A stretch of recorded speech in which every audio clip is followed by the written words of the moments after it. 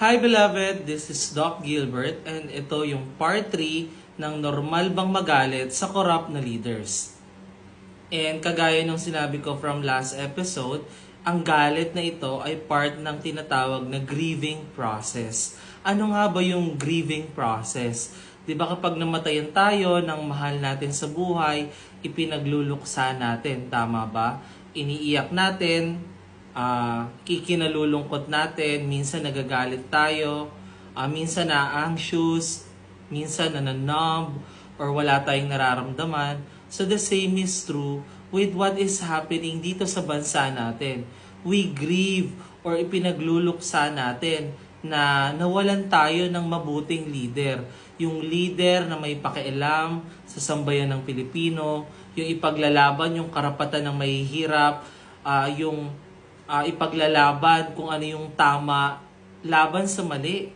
And even actually, maybe itong galit ito, ipinapakita din sa atin na kailangan din natin ipagluksa na hindi matatapos itong korupsyon sa Pilipinas natin.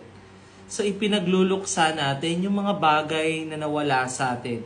Hindi lang yung pera, kundi yung sense of safety, yung feeling safe dito sa bansa natin, yung sense of trust, yung tiwala natin sa mga taong niluklok natin sa posisyon. And even yung sense of self natin. Kasi again, itong traumatic event na to, it affects yung buong pagkatao natin. So kung nagagalit ka, I'm letting you know na hindi ka nag-iisa. Kailangan natin i-share at malaman na we are bearing this one grief for our nation. No? So paano ba tayo mag-heal dito? Kailangan nating i-normalize, meaning normal lang magalit sa nangyayari sa bansa natin.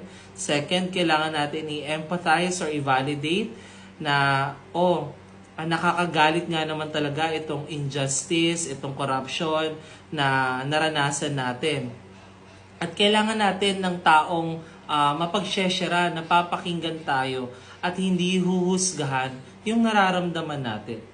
So we heal from this trauma and grief by allowing yung nararamdaman natin na maramdaman natin ito at marinig natin, upuan natin at i-allow nating ilabas sa tamang platform or sa tamang tao or group of people na papakinggan tayo. Okay? So we heal when we grieve together. Itong grief na to ay kailangan ma-witness sa mga tao na nasa paligid natin. Okay? So, yon, no?